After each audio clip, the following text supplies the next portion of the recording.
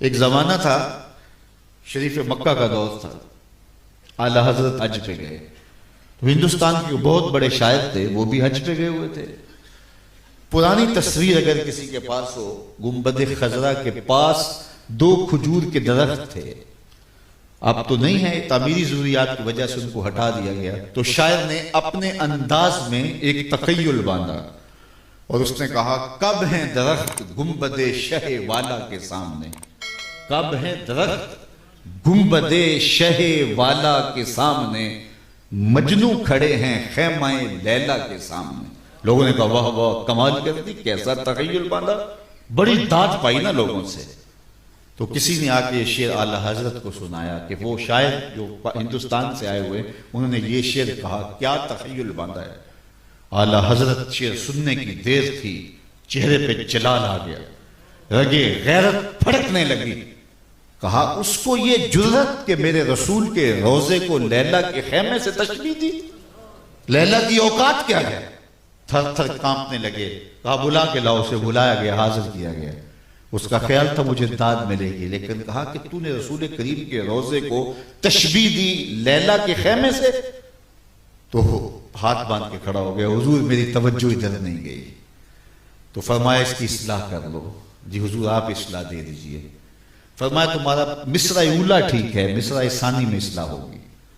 اس نے یہ کہا تھا، کب ہیں درخت گنبد شہ والا کے سامنے، مجنو کھڑے ہیں خیمہ لیلا کے سامنے۔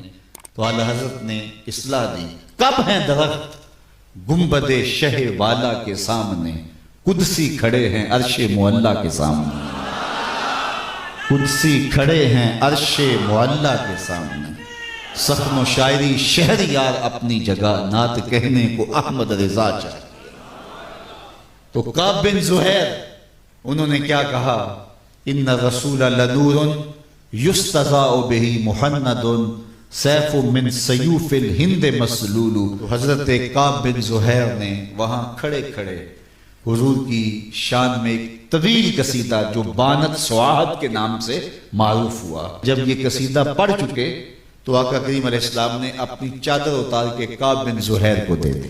اس لیے ہم یہ کہتے ہیں کہ اگر آپ ثنا خاں کو بلائیں، نعت خاں کو بلائیں، اس کو بعد میں آپ نذرانہ دے سکتے ہیں، اس کو جو ہے وہ آپ چادر دے سکتے ہیں، اس کو جبہ دے سکتے ہیں، اس کی جو خدمت کرنا چاہے کر سکتے ہیں۔ یہ میرے حضور کا طریقہ ہے، لیکن یہ تماشا نہ لگائیں، یہ برستے ہوئے نوٹ اور پھر یہ جو رنگ ڈھنگ ہمارے سٹیجوں کے اوپر ہوتا ہے، اور جس شعر پہ نوٹ آ رہے ہوتے ہیں وہ شعر بھی 6 بار پڑھا جاتا ہے۔ وہ کہتے ہیں یہ شعر چودھری صاحب کے نام، اور سارے شعر حضور کے نام، چودھری صاحب کے نام کوئی شعر نہیں، سارے شعر میرے حضور کے نام ہوتے ہیں۔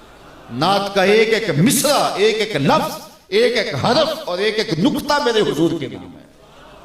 پورا شعر نام کر دیا، کیوں؟ اس نے ذرا پیسے زیادہ دے دیے تو اس کے نام ہی شعر ہو گیا۔ یہ کون ہوتا ہے اس کے نام شعر کرنے والا؟ یار یہ تو چودھری صاحب ہوئے، کون ہے جس کے نام شعر ہو، جو حضور کا شعر ہو۔ جب حضرت سید صدیق اکبر پہ آخری وقت آیا نا، آخری وقت، تو پھر ام المومنین سیدہ عائشہ رضی اللہ تعالیٰ عنہ نے جب اپنے باپ کے وہ لمحے دیکھے تو ان کی زبان سے محبت پدری کی وجہ سے بے ساختہ نکل پڑا، وَأَبْيَدُ يُسْتَسْقَى الْغَمَامُ بِوَجْهِهِ۔